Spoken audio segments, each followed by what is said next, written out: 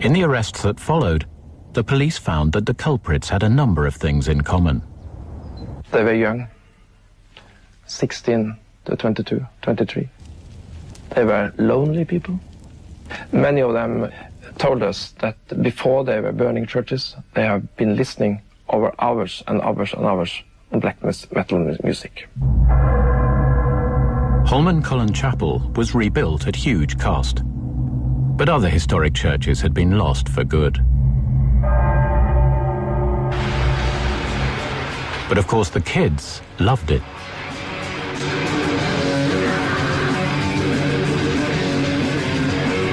This means kill Christianity. It had been much trouble with these T-shirts. Yeah, in Norway? Yeah, people don't like that kind of stuff, you know, Norwegian people. I think that is a reason for the black metal scene are very big in Norway. Because of that story with killings and all the black metal dudes, church firing and everything like that, so...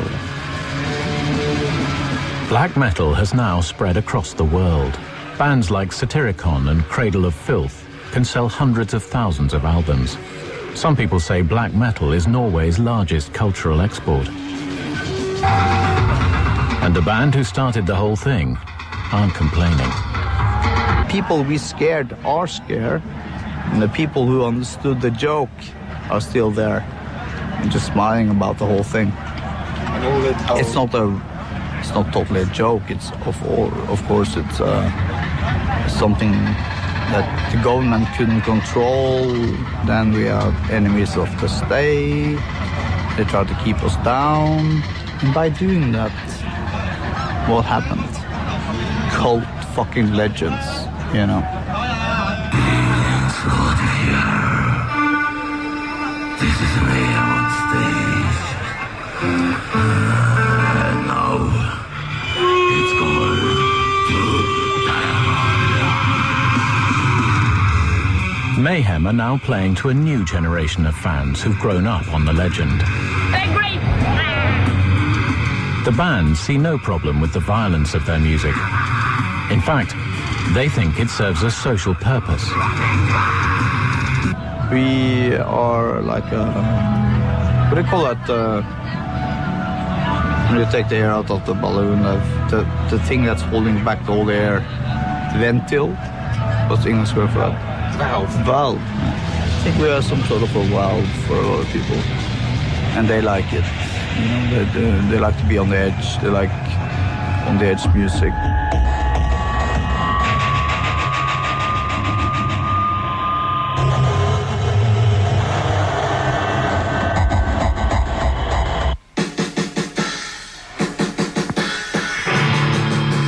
Like many young metal fans, Adrian plays in his own band.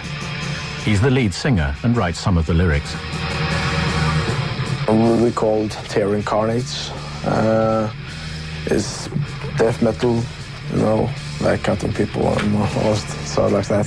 But it's black death metal.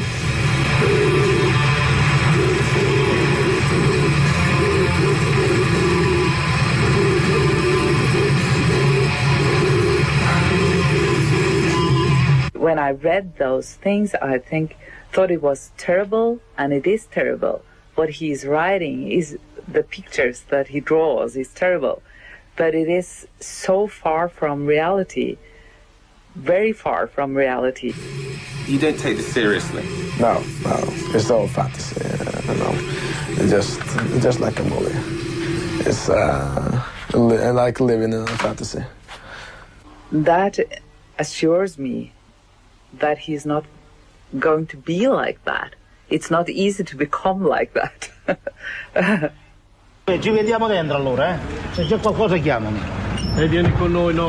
In Italy, the Beasts of Satan case has become one of the most sensational trials in recent times.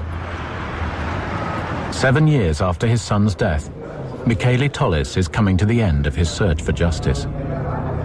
Many of the suspicions he harbored while his son was missing have been proved right. The people with Fabio on the night he died had been the boys from his death metal band Ferocity. Nicola Sapone, Andrea Volpe, and his boyhood friend, Mario Maccione. The plan that evening was to go and carry out another of our usual tests of courage, but intended metaphorically, like something which involved a sacrifice to the devil. You had to risk your life.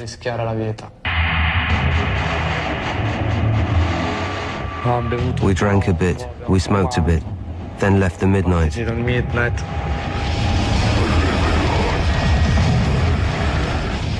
On the journey, we listened to Deicide, I think.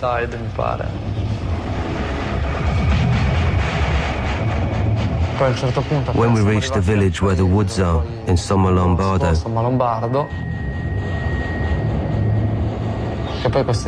these drugs confuse you. They distort your memory. I have absolutely no memory of how things went. Mario Maccione has changed his story of what happened that night several times. From other testimony and evidence, police believe they have pieced together what really happened. Nicola Sapone held Chiara Marino from behind, stabbing her in the stomach. At the same time, Volpe began stabbing Fabio Tollis. And Mario Maccione hit him with a hammer on the top of his skull. The two kids were then thrown into the hole.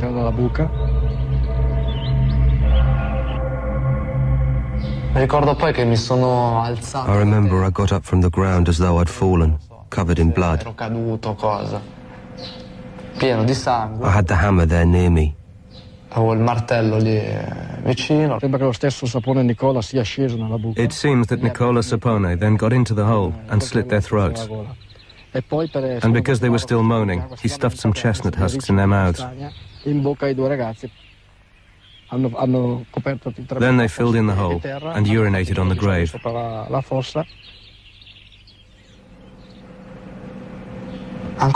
I still didn't believe it had all happened.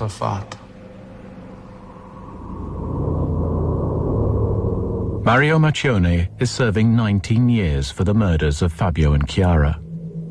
Andrea Volpe received a 30-year sentence.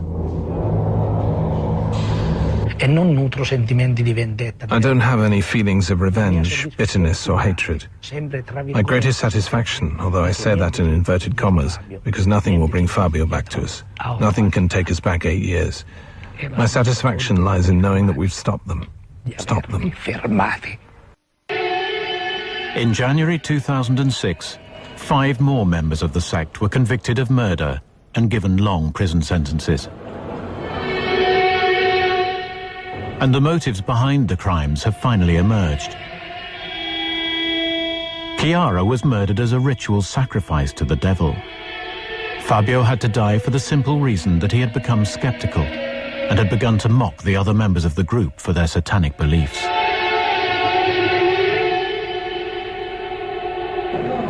But the murders were not the only crimes to be linked to the beasts of Satan. Andrea Bontade was a drummer in another metal band. After he failed to turn up on the night of Fabio's murder, Volpe and others used psychological terror to pressure him into committing suicide. The story was really shocking, so to say. But this was only the first story. There was one who died in another car crash, very strange.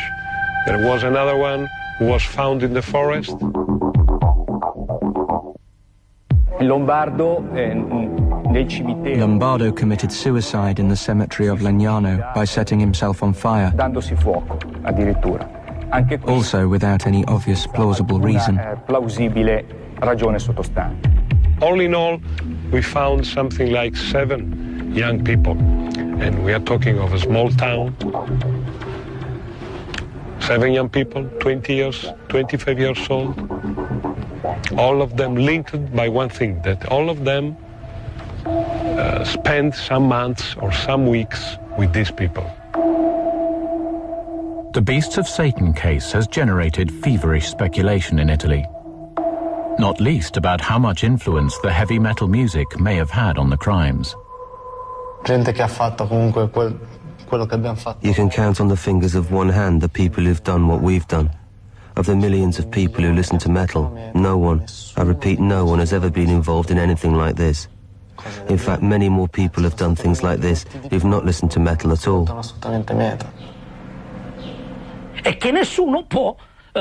No one can contradict me when I say that heavy metal and Satanism are closely linked. They go hand in hand, they're inseparable.